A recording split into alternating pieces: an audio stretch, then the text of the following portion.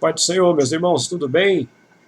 Estaremos dando início aqui então à nossa segunda aula de filosofia antiga e contemporânea, ok? Prazer estar uma vez mais com os amados irmãos aqui nesta aula e neste canal para quem estará nos visitando, né? Mais à frente. Nós vamos dar início de onde nós paramos na última aula. Nós estávamos falando sobre esses primeiros filósofos que são chamados de filósofos pré-socráticos, né, da escola jônica ou milesiana, só para a gente recordar, pegar o fio da meada. São físicos e seu interesse centra-se em compreender de que a matéria ou arqué é composta da natureza. Nós falamos que esse aqui é um momento, a filosofia pré-socrática, foi o momento em que a filosofia ela começa exatamente quando se rompe o entendimento da origem das coisas com a mitologia, né? Então a filosofia ela rompe com a mitologia e ela começa a questionar qual é a origem das coisas. E nós vamos ver que tem quatro aspectos que os filósofos pré-socráticos eles vão tratar, que é o arqué, não necessariamente Deus, né? Claro que é a origem de todas as coisas. Lá na frente o Aristóteles vai chamar de o motor imóvel, né? Mas os pré-socráticos vão chamar de arqué. Eles também falavam sobre, eles também filosofavam sobre, ou filosofaram sobre a physis, que é a física, né? E vocês vão perceber que a maioria desses filósofos eram físicos também, eram matemáticos. Era muito comum na época, né?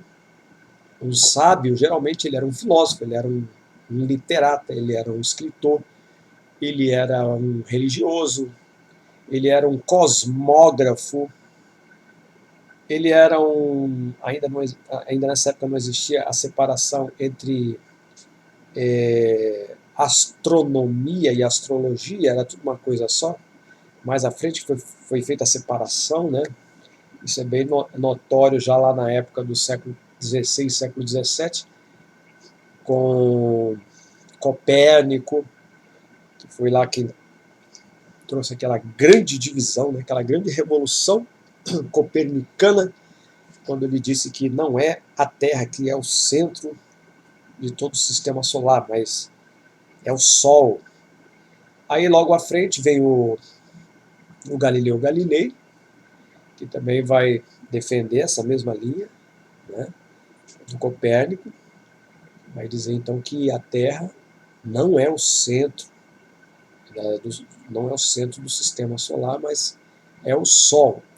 Isso vai trazer uma grande confusão, ele vai ter que ficar recluso em prisão domiciliar, onde vai acabar morrendo, mas no final ele não nega a verdade que ele propagou, né? Mas quase que o Galileu ele é queimado pela Santa Inquisição. Então, nós vamos ver que lá na época dos pré-socráticos, ele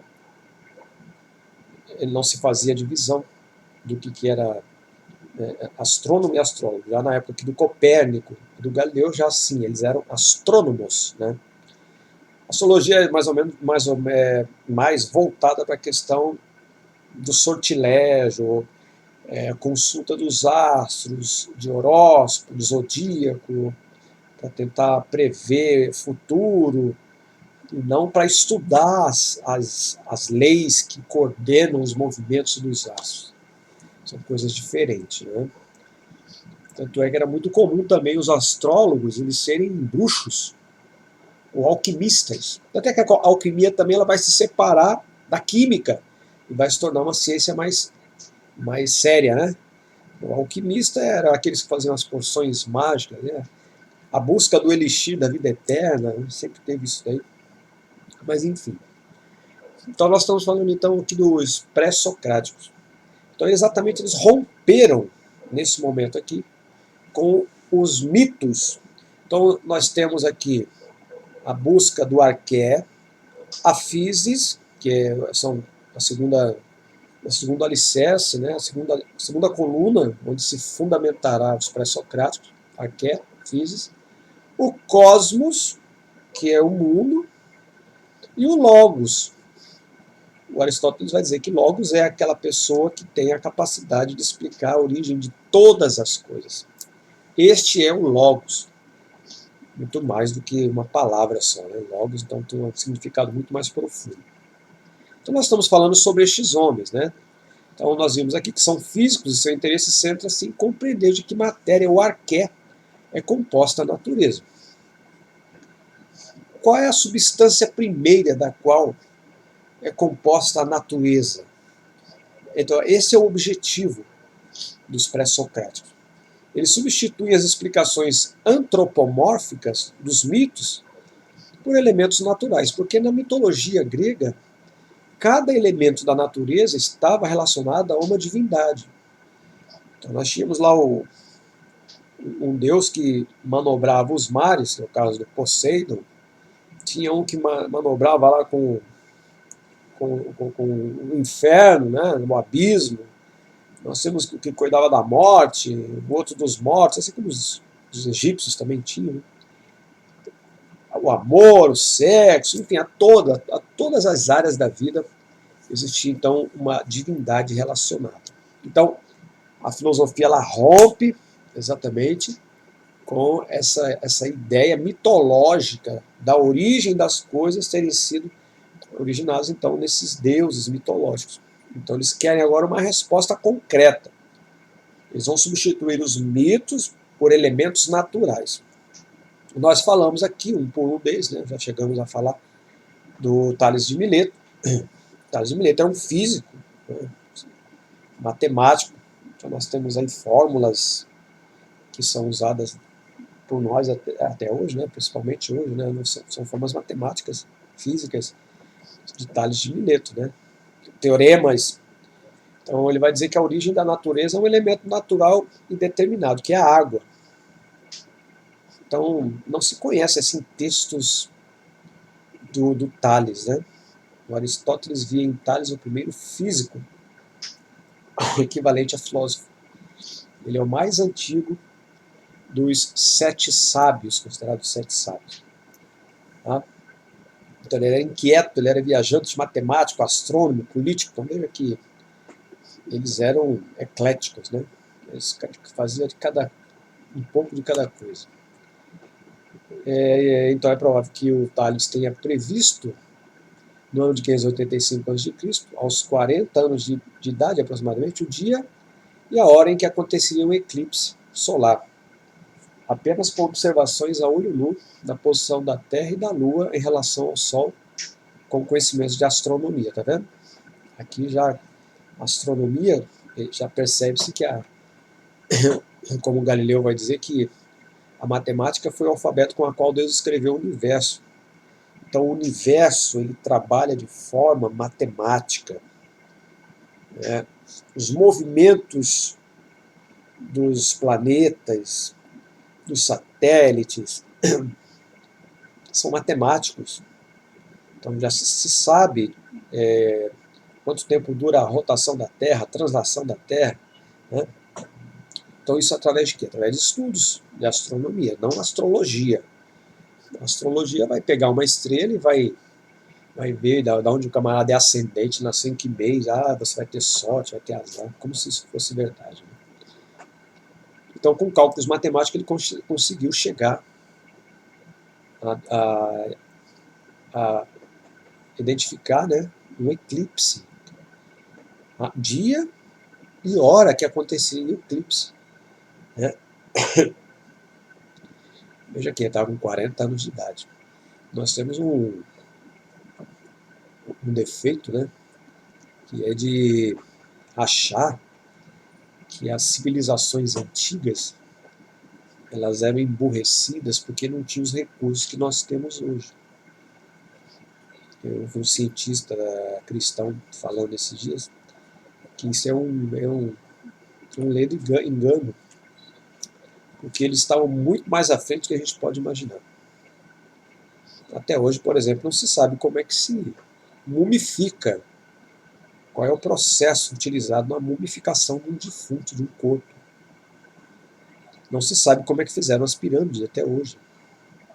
Não se sabe como que se cortou aquelas pedras imensas lá das pirâmides e como que elas se encaixam perfeitamente, coladas. Não tem espaço entre elas. É perfeito o encaixe. Então eles tinham técnicas que nós desconhecemos. E para o seu tempo, eles estavam muito mais à frente do que nós. Os egípcios, há 3.000 a.C., já faziam aparelho para dente. Faziam cirurgia cerebral pelo nariz. Né? Faziam emendas na boca das pessoas, provavelmente para repor a dentição. Né? E tem esqueletos aí que foram encontrados com dentes amarrados com tipo um arame de cobre ou de ouro, alguma coisa parecida. Então, para a época, agora imagina a dor que deve ter sentido o camarada para fazer um negócio desse, porque naquela época não tinha. Eu acredito que não deveria ter anestesia, né? Mas às vezes estamos enganados, já tinha, né? Já existia. Mas enfim. Então nós somos fadados a pensar que essas pessoas, essas civilizações antigas, elas não tinham conhecimento. A gente vê aqui então o Tales, no ano 585 a.C., já fazendo aqui uma previsão do dia e hora, e que aconteceria o eclipse solar. Né? Veja só. Apenas com cálculos matemáticos. Então, esse feito, pensam os historiadores, representa o marco da maturidade intelectual de Tales, indicando, portanto, que o início da filosofia também tem acontecido nesse período. De tanto observar a natureza, as composições do universo, o mundo ao seu redor, o filósofo inquieto e astuto buscou formular uma possível resposta para a pergunta acerca da origem do mundo, afirmando ser a água o princípio gerador. Então vejo que os pré-socráticos estão tentando trazer à luz a origem de todas as coisas. O que foi o arqué? O arqué é aquilo que deu início a tudo. Não vamos esquecer que esses homens são homens que estão saindo de um processo mitológico, estão rompendo com ele. O conceito teológico deles é muito diferente do judaico, por exemplo, né, que já era monoteísta. Os gregos, eles eram politeístas. E eles estão rompendo com isso para começar agora a querer descobrir qual é a origem. Então, para um judeu da época, seria muito mais fácil, né, compreender quem seria o arqué. Não seria causa de trauma algum. Mas para os nossos amigos aqui, o negócio é mais complicado. Né? Então, ele diz então que o Tales que a origem só pode ser água. Né? Agora, por que ele dizia que o princípio é água? Porque, segundo algumas observações dele, ele percebeu que em tudo na natureza existe, ainda que em porções mínimas, água. Né? Bom, eles estão tentando, na tentativa e erro, achar aí o princípio. Depois nós temos Anaximandro de Mileto, que vai dizer que era o apeiron. Chegou-nos um único fragmento, né? Então um apeiron. O que é o apeiron? Ele estabelece que o elemento originário é indeterminado e eterno. Existe um elemento indeterminado, não sei, segundo Anaximandro, eu não sei o que é, mas ele é indeterminado e ele é eterno, onde as coisas têm as suas origens, a sua origem. Aí ocorre a sua dissolução, segundo a necessidade, pois pagam reciprocamente a penitência por sua injustiça, conforme a ordem do tempo. Então ele está dizendo, do jeito que as coisas surgem, elas tendem a voltar para aquele mesmo princípio. E a gente percebe isso na Bíblia, né? Quando Deus falou, não estou aqui dando base bíblica para o apeiron, mas só estou dizendo que eles estão próximos do que a Bíblia diz, né? Quando o Senhor diz que criou o homem do pó da terra,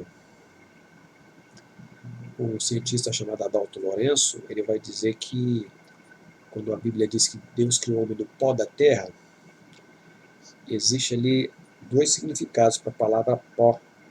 Existe o pó, que é aquele pó que a gente bate a mão para tirar de cima do móvel, em cima da pó, no dia a dia. E tem um pó que não é pó, esse pó.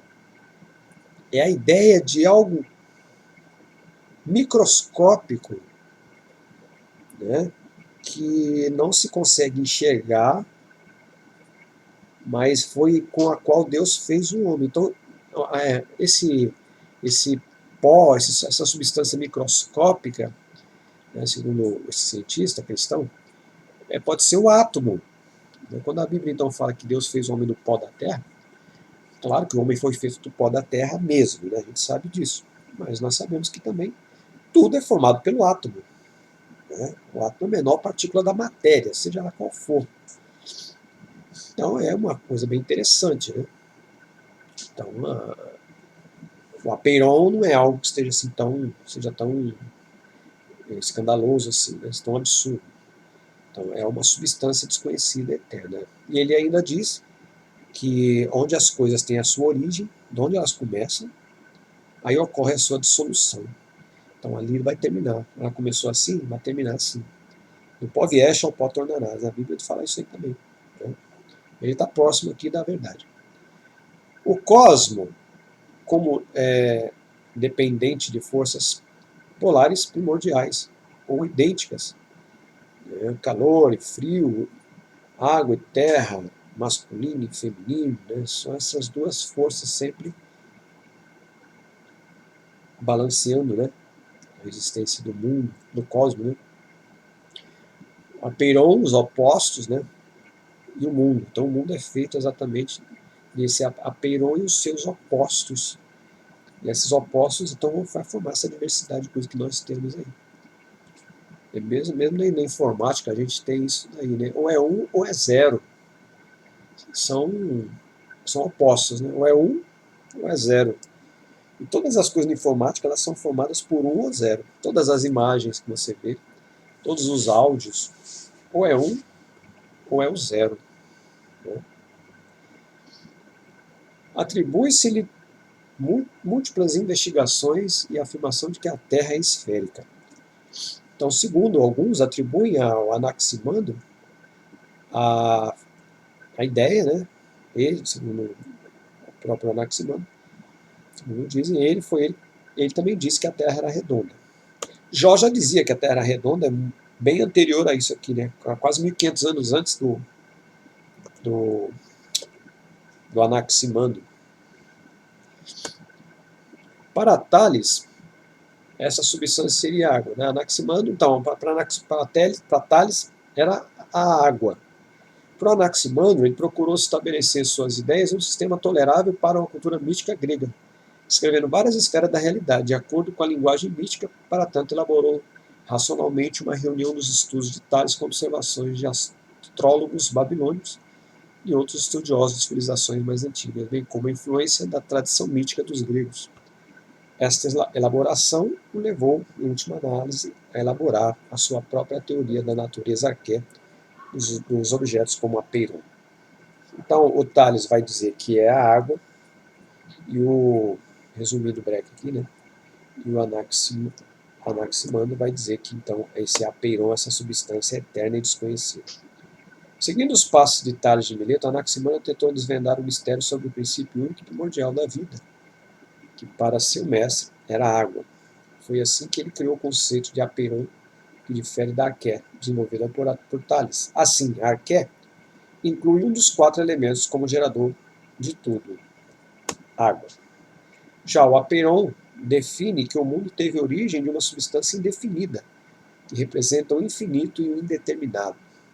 Nas palavras do filósofo, o que vem antes e depois do infinito tende a ser infinito. Segundo ele, o apeiron era indestrutível. e representava a massa geradora do cosmos e dos seres.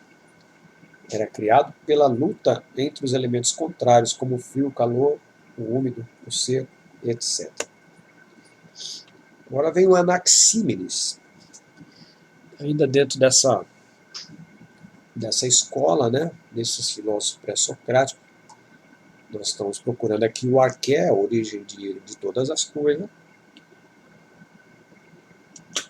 Vimos o Tales, considerado um dos 7 sábios, vai dizer, não, o arqué é a água. Já o Anaximandro vai dizer, não, o arqué é uma substância incógnita e eterna. O Anaxímenes vai dizer, não, o arqué é o ar. Então, Anaxímenes indica uma substância determinada e infinita como o elemento primeiro, que é o ar. O ar é divino e gera divindade a partir de si. É nossa alma e o que mantém nossos corpos unidos. Esse aqui é um terraplanista, né? Ele vai dizer que a Terra é plana e passeia no ar, e os demais corpos celestes giram em torno dela. Então, quem sabe, ele já era um geocentrista, né? Que depois vai ser comprovado que não era, né? Mas no século XV, século XVI. Aí vem a outra escola de pré-socráticos, que é a chamada escola pitagórica ou itálica. Ela diferencia-se de todas as escolas por seu caráter religioso. Nós temos aí os nomes principais dessa escola, né? Que é Pitágoras de Samos e Filolau de Crotona.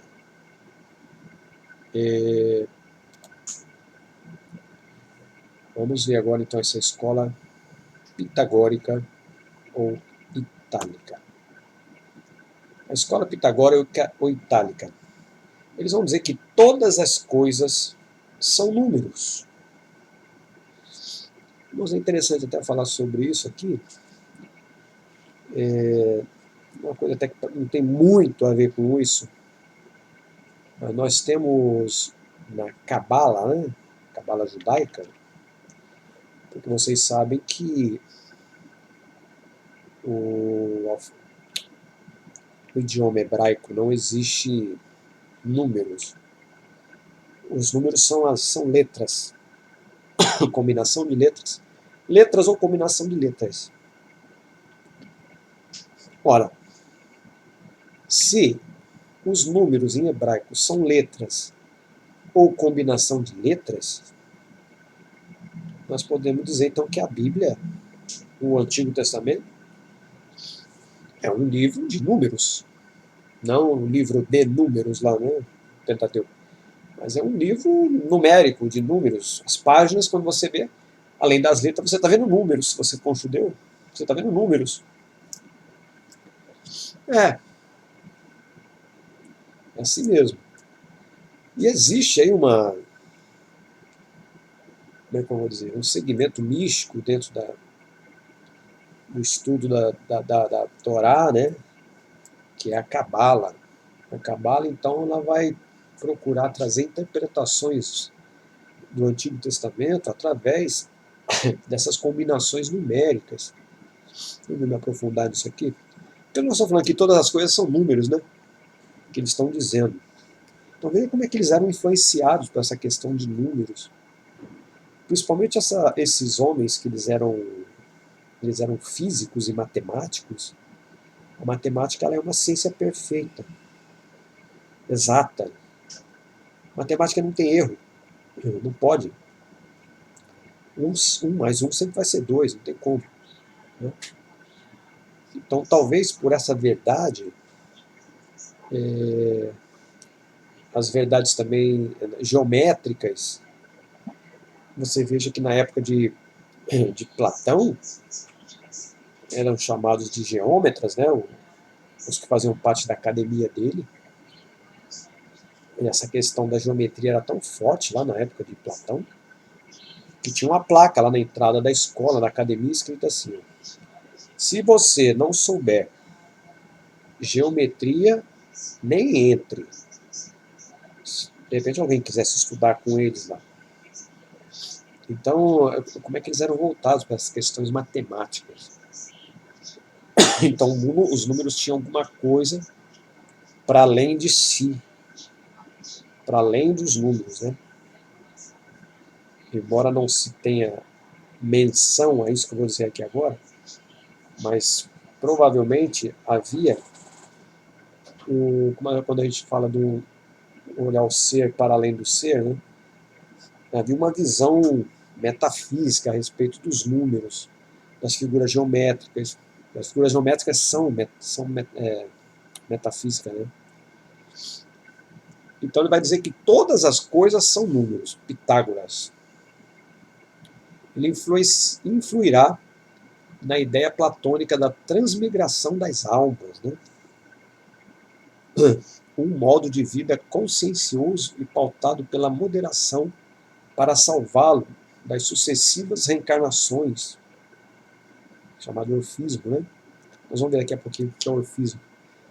O conhecimento como instrumento da purificação da alma. Você vai influenciar também lá o Platão, né?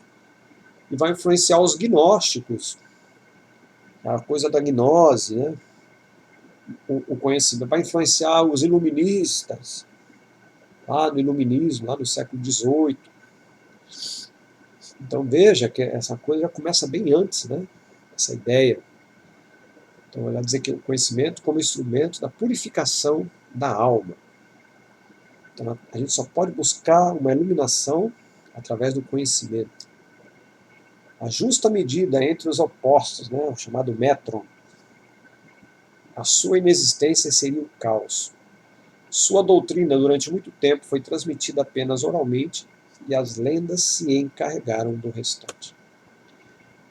Orfismo, nós falamos do orfismo aqui, né? Foi a época que nós estamos falando aqui. Ele vai influenciar nas ideias platônicas da transmigração da alma.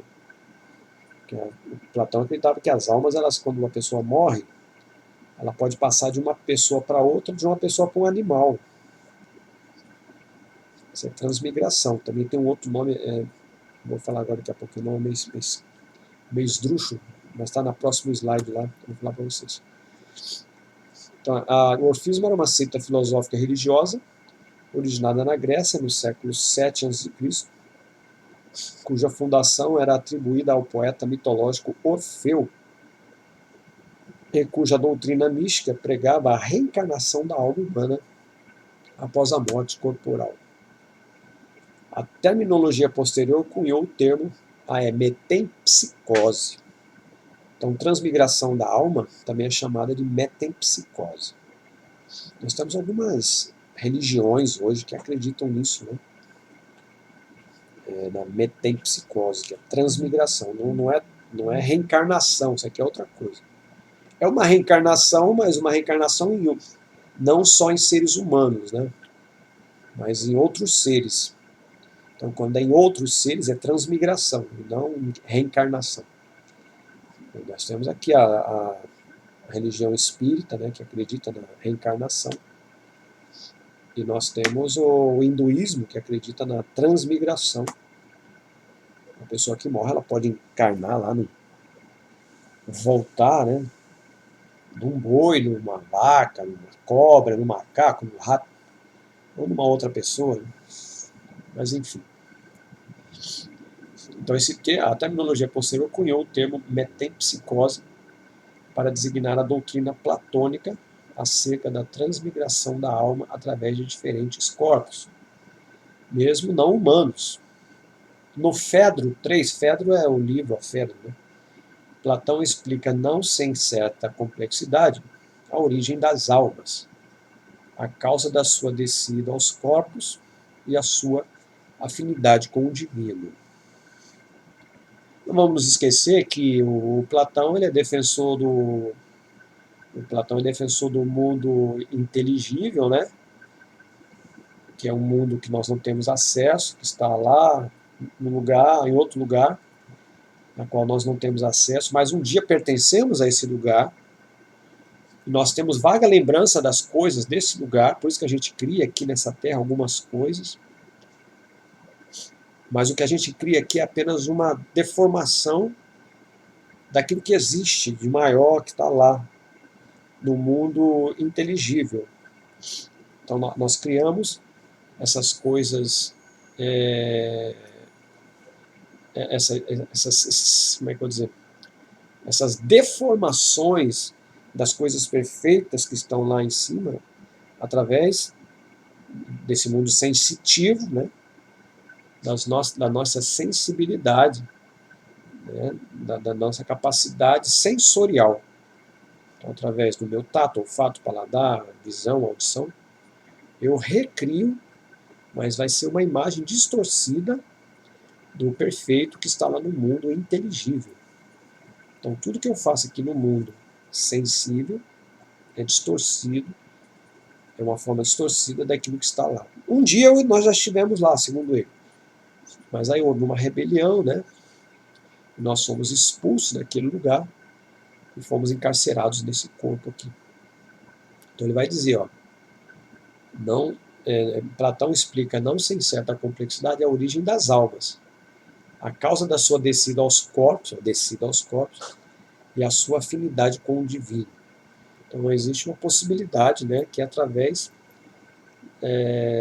do conhecimento, através de uma vida equilibrada, né, chamada buscar uma vida de ataraxia, né, busca de paz, para você poder alcançar um estado perfeito, e quando morrermos, essa alma poder se libertar desse cárcere, que é o corpo, e aí está em outra dimensão. É mentalidade que vai ser usada pelos gnósticos e vai trazer muito problema para a igreja no século I, II e III, da igreja primitiva. Depois nós temos Filolau de Crotona, escola pitagórico-itálica também. A natureza, o seu cosmo e tudo nele contido formam um todo harmônico, composição de finito e infinito. Então ele vai dizer que a natureza, o cosmo, né, de tudo nele contido, forma um todo harmônico, composição das coisas finitas e infinitas formam esse mundo que a gente conhece, o cosmo. Né? O cosmo está formado por um fogo central chamado de Héstia e 9 corpos que giram ao seu redor, que é a antiterra, a Terra, a Lua, o Sol e mais 5 planetas observáveis observáveis além da esfera das estrelas fixas, o sistema pirocêntrico. Então tem essa imagem aí, é o pentagrama, símbolo da escola das pitagóricas, né? O sistema pirocêntrico. Piro é fogo, né? Piros, fogo. Cêntrico é o fogo no centro. Ele vai dizer que a unidade, ou um, é o princípio de todas as coisas. Isso aqui é o Filolau de Crotona. Depois vem a escola eleata. Essa escola é de caráter exclusivamente filosófico. As anteriores foram físicas ou religiosas. Nós temos nessa escola aí o Parmênides, Heráclito, Zenão de Eleia. A escola eleata, ela surgida na cidade grega de Eleia, onde hoje também se situa a parte do sul da Itália. Teve como principais representantes o Parmênides e seu discípulo Zenão de Eleia, ou Zeno, né?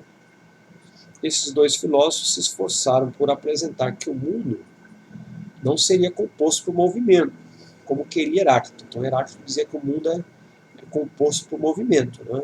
Está em constante mudança. Mas eles diziam que o mundo é composto por uma imutabilidade que constitui as essências. Então, o mundo é formado por algumas imutabilidades. Uma coisa que você está vendo é que elas não mudam. E essas coisas constituem as essências. A matéria, segundo Parmênides, enganava ao aparentar mudanças, e as essências dos objetos materiais permaneceriam idênticas. Antes de Sócrates, os gregos buscavam uma origem racional para o surgimento do universo, abandonando assim as explicações mitológicas. Nós temos Parmênides, né? Agora Parmênides dessa escola aí. Ele opõe-se a Heráclito, não admite que a mudança e o movimento, não admite a mudança e o movimento. O ser é único, imutável e eterno. Isso vai ser igual às ideias platônicas lá na frente, que Platão vai assumir essa mesma ideia aí, tá? O ser é único, imutável e eterno. Introduz a diferença entre conhecimento, sensação e razão. A sensação mostra o múltiplo cambiante, não valida para o conhecimento. Não vale, desculpe. Então ele vai dizer que a sensação são dois aspectos, né? Para o conhecimento. A sensação é a razão, é aquilo que você sente, é aquilo que você entende. A sensação, ela mostra o múltiplo, aquilo que altera, né, que é o cambiante, é o que cambia, que muda. Não é válida para o conhecimento, segundo ele. Lá na frente vai ter um outro debate a respeito de se Deus pode ser conhecido pelas sensações ou se não, né? Até falamos em uma outra aula aqui do René Descartes e o Blaise Pascal. Descartes vai dizer que nós não podemos dizer que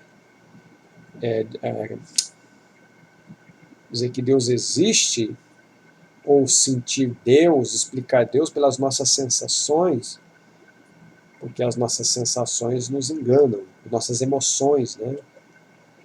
As sensações estão ligadas às emoções. Elas nos enganam. Mas aí o Blaise vai dizer, não, é impossível você conhecer a Deus se não for pelas emoções, né? Pelas sensações. Então é impossível, é o contrário que é impossível. Já a razão, ela pensa o uno, eterno e imóvel. A razão é a única via para o conhecimento. Esse camarada vai influenciar o Platão e o Aristóteles. Agora vem o Heráclito de Éfeso. Suas reflexões tratam sobre o mundo. Está em estado de contínua mudança, a luta entre contrários. Está impregnado de constantes opostos. O ser é e não é ao mesmo tempo. Tudo flui, tudo está em movimento, e nada dura para sempre. Não podemos entrar no mesmo rio duas vezes. Foi ele que disse isso, né? A essência de todas as coisas é o fogo. Então não vamos esquecer que nós estamos buscando a origem do arqué, certo? O nosso objetivo aqui é a busca do arqué, da origem de todas as coisas. Então ele vai dizer que aqui é o fogo, né? O fogo. Agora, preste atenção no que o Heráclito está dizendo, né? Nós vimos que o Parmênides vai dizer que as coisas não mudam. Ela tem uma imutabilidade que corresponde à sua essência. O Heráclito vai dizer o contrário. Vai dizer, não, as coisas são e não são ao mesmo tempo, meu irmão. Ao mesmo tempo que você está vendo a coisa, você não está vendo mais a coisa. Aquilo que se observa, ela está impregnada, aquela coisa, de constantes opostos, né? Ele vai dizer que tudo flui, tudo está em movimento, nada dura para sempre. Aí aquela questão do rio, né? Ele vai dizer que você tem um rio em movimento, águas correntes, aí você entra no rio, se molha, sai daquele rio, espera aí conta até 10, entra de novo, aquele rio de águas correntes, né? Aquele rio que você entrou antes de você contar até 10, na hora que você saiu, ele não existe mais. Tudo bem, é a mesma essência, não mudou, é água que está ali. Só que aquele rio, com aquela história, com aquele movimento daquele momento, de repente tinha até um peixinho passando ali naquela hora, não tem mais. Talvez nunca mais ocorra aquilo. Né? Provavelmente não vai ocorrer mais. É igual um floco de neve. Se você olhar no microscópio, nunca você vai encontrar um floco de neve igual a outro. Nunca existiu até hoje um igual ao outro. Aquele desenho que ele tem, né, geométrico, é bem comum esse desenho aí em propaganda de ar-condicionado, né? É um desenho sextavado, acho que é sextavado. Sextavado é de 5 lados, acho que é sextavado. Ou é de 5 lados ou é de 6 lados, agora esqueci, cara, não tô lembrado. Mas é o que representa, né, a molécula de água congelada. Cada uma é diferente da outra. O desenho, né? É impressionante isso. Então ele vai dizer que a origem de tudo, então, vai ser o fogo. E ele introduz a ideia de que os sentidos nos enganam. Acabei de falar aqui, ó, do René Descartes. Né? René Descartes já é 1700. Nós estamos aqui no ano 500 antes de Cristo. René Descartes é de 2000 anos. 1700, 2000 e 2100 anos, né? Para frente. Olha só a diferença. É 2100 anos para frente. Então veja só como é que as ideias elas se replicam, né? Zenão de Eleia, o paradoxo. Em uma corrida, o mais lento nunca será alcançado pelo mais rápido. Demandaria tempo para explicar aqui esse paradoxo de Zeno, né? Mas só para você entender mais ou menos. Ele vai dizer que se você tem um caminho, imagina um caminho, esse caminho aqui, isso aqui é um caminho que você tem que percorrer, esse cartãozinho aqui. Você tem que vir daqui para cá. Só que para você sair daqui do ponto A e chegar no ponto B, imagine um meio correto, bem certinho, o centro aqui desse caminho. Para você cumprir esse caminho completo, você vai ter que chegar no meio dele. Claro, para eu chegar aqui, vou ter que passar pelo meio. Então ele vai dizer o seguinte, olha a ideia dele. Ele vai dizer que é impossível você terminar esse caminho se a partir da metade desse caminho percorrido, você for percorrer todas as metades subsequentes. Aí ele vai dizer o seguinte, então eu percorri a metade do caminho, eu estou aqui, ó. Para eu chegar aqui, agora divide esse espaço daqui aqui em 2. Aí tem um meio aqui. Então eu cheguei daqui a aqui. Para eu chegar daqui a aqui, imagine um meio daqui até aqui, vai ser mais ou menos aqui. Então ele disse, você vai chegar até aqui. Para eu chegar daqui até aqui, vai ter um meio para chegar daqui até aqui. Então, é infinito. Vai ser uma divisão infinita. E eu nunca vou chegar no final, embora eu esteja bem próximo. Aparentemente, parece até que eu cheguei. Mas eu nunca vou chegar, porque matematicamente falando, os meios terão que ser divididos igualmente a partir da primeira metade. Todos os meios que serão divididos vão impedir que eu chegue de A a B, que eu percorra esse caminho completo. E usando essa mesma teoria, o Zenão de Eleia, eu expliquei bem isso aqui, depois você pode ver, tem um vídeo. Foi o último vídeo, a última aula que está gravada, de metafísica. É a aula 4, parte D, C ou D, é ali. É a quarta aula. Então você veja lá que eu expliquei bem direitinho o que era o paradoxo de Zenão. Eu botei até os desenhos, né? Como a nossa aula aqui não é metafísica, nossa aula aqui é só para você ter o conhecimento dos filósofos, e não da filosofia dos filósofos, né? E a ideia que eles tinham da origem de todas as coisas. Então, lá você vai ter uma explicação mais acertada.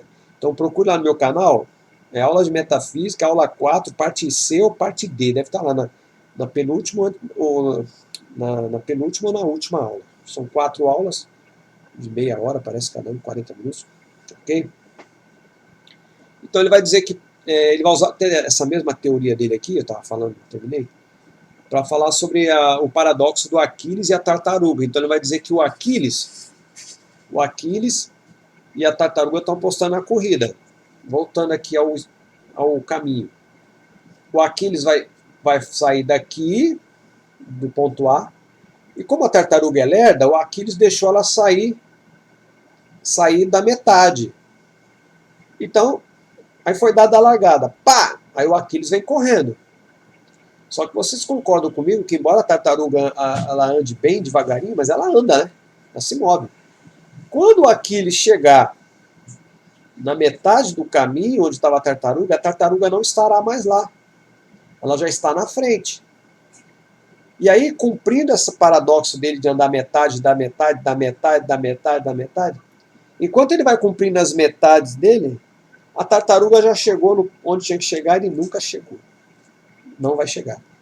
Então ninguém consegue ganhar de uma tartaruga, segundo o paradoxo dizendo. Claro que isso não existe, né? Isso é uma questão metafísica. É só você pensar. Porque ele não usa a questão do tempo linear. Tá? Ele usa essa questão de divisão de espaços. Né? Metade da metade da metade da metade. Bom, argumento através de... Então, ele faz alguns argumentos através de paradoxo, né? Iniciador da dialética. Ele também vai dizer que uma flecha em voo está em qualquer instante em repouso, né? Pelo tamanho da flecha, tem uma hora que ela está em repouso. Características atribuídas a Deus. Então ele vai dizer que Deus é uma eternidade, que Deus é uno. Olha só como é que eles vão chegando próximo, né? Mas não diz que é Deus, né? Eles estão buscando o arqué. Se confunde muito a palavra Deus com o princípio de todas as coisas, como primeiro o movido não movente, ou movente não movido, desculpe. O movente não movido, né? É aquele que move, mas não é movido por ninguém. Então, arqué, primeiro impulso, primeiro motor, o movente não movido por ninguém. Então eles chamam, aqui ele vai chamar esse arqué de eternidade, ou uno, vai chamar também de a forma esférica, nem limitado, nem ilimitado, nem móvel, nem imóvel. Essa é a ideia dele, né? Depois vem a escola da pluralidade, é uma corrente materialista e mecanicista. A única realidade existente são os corpos em movimento. Nós temos aí o Empédocles, o Anaxágoras e os atomistas, que reagem contra as ideias de Heráclito e Parmênides. O Empédocles de Agrigento concilia o pensamento dos seus antecessores. Os elementos originários seriam fogo, água, ar e terra. Veja, são os 4 elementos, né? Esses 4 elementos aí, em algumas culturas, eles são divinizados, né? Os 4 elementos. Há quem diga, inclusive, eu li uma certa vez, não estou lembrado aonde, até essa questão dessa atribuição dessas quatro temperamentos do ser humano, que muita gente usa até na igreja para dar aula, essas coisas aí. Não que não tenha um fundo de verdade a questão do temperamento, né? Claro. Mas estou dizendo, dizem que a origem disso é uma origem pagã, né? Exatamente, que vem desses 4 elementos, né? Então diz que lá um é mais afoito, né? O colérico, né? É porque ele é fogo, é o elemento fogo, então ele é comandado por ele é ascendente em fogo, algo parecido, entendeu? A gente vê isso muito no horóscopo, né? Uma pessoa diz que é muito agitada, não sei o quê, eu não sei, eu já estou liberto disso há quase 40 anos, né? Graças a Deus. Mas pior que eu li essas coisas quando era novo, antes de ir para a igreja, né? Eu acreditava nessas coisas, não acreditava, né? Mas achava que tinha uma certa influência. Mas Deus não leva em conta o tempo da ignorância, né? Então, vamos dizer que o colérico seria aquele que é regido pelo fogo. Aí nós temos a água, né, que é um elemento mais apaziguador. Seria o fleumático, o meio Abraão daquele ali, né? Abraão, Moisés, o homem mais manso da terra, né? Aquela pessoa que não dá um boi a boiada para não entrar na briga, né? Então ele seria dominado pelo elemento água. Depois tem o elemento ar, né? Isso aqui eu estou jogando, tá? Não que seja exatamente isso. Só para você entender. Porque são quatro temperamentos, né? É o colérico, fleumático, o colérico, fleumático, sanguíneo, e tem aquele lá que fica, ele não se comove com nada, né? Esqueci agora qual é o termo dele. Mas enfim. Então, é como se cada um desses elementos, cada um desses temperamentos fosse controlado por esses elementos. Tá? Isso aqui é só curiosidade, não tem nada a ver com a aula, só para me ocorreu aqui agora. Né? Então, o Empédocles, ele vai pegar todo aquele conhecimento passado de todos os seus antecessores e vai fazer uma junção de fogo, água, ar e terra. Vai dizer, então, acho que os elementos originários seriam todos esses aí. Porque, de certa forma, a Terra é formada pelo fogo. A gente viu um vulcão lá, né? A Terra foi formada por água. A Terra tem um ar. E a Terra tem o elemento terra, né? Então, esses quatro elementos, mesclando-se uns com os outros, formam os diferentes objetos. Concepção cíclica do tempo e da natureza. O Anaxágoras, de Clasômena, ele vai dizer que o ser é imutável. Ele vai usar muito a questão da semente. O que é essa semente? Ele vai dizer que os objetos eles surgem quando as sementes estão reunidas de forma tal que no objeto resultante predomina as de uma espécie determinada. Então, tudo no mundo é formado por sementes. Tudo está em tudo. Agora, se em alguma coisa, em algum lugar, tiver mais um tipo de semente do que se prevalece mais um tipo de semente, então ali tem uma árvore. Então aquela árvore ali é uma reunião de sementes microscópicas, alguma coisa parecida, né? Anaxágoras foi o último representante dos pré-socráticos. Com relação à estrutura do universo, desenvolveu uma teoria que diferenciava radicalmente das outras correntes filosóficas da época. Para Anaxágoras, várias substâncias compunham a totalidade do espaço existente e que cada elemento constituinte seria fundamental em si mesmo. Para ele, a matéria seria constituída pela combinação desses elementos infinitamente indivisíveis. Acreditava que no ar continha semente de todas as coisas, que eram trazidas à terra pela chuva e dava como exemplo as plantas. Anaxágoras defendeu também a ideia de que, junto à matéria, existe um princípio ordenador, um nous, ou inteligência como a causa do movimento.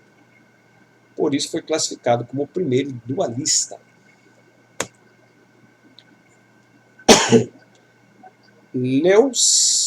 Leucipo e Demócrito, de Abdera, são os atomistas.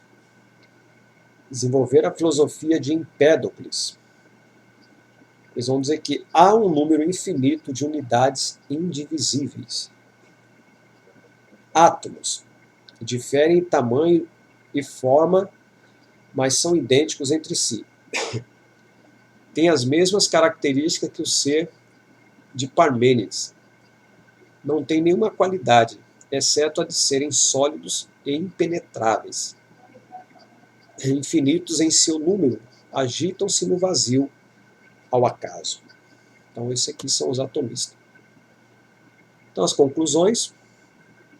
O tema central dessa parte que nós vimos aqui, o tema central de estudo é a natureza, né? Aí quais foram as soluções? Nós temos os monistas, que são os físicos, né, os jônios, mais Parmênides.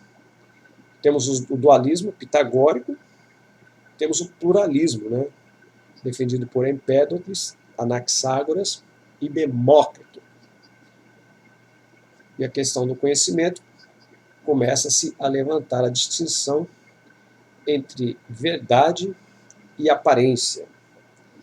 A saber que essa questão aí da verdade e aparência é aquela relação do razão e sentidos, né? Vai dizer que os sentidos nos confundem, nos enganam, mas a razão ela nos mostra a realidade de todas as coisas, ok? Nós vamos encerrar esse primeiro vídeo aqui, essa primeira aula vai ser dividida em 2 aulas. Vamos encerrar essa, daqui a pouquinho a gente começa a segunda aula. Obrigado, fique atento, daqui a pouco começa a segunda aula.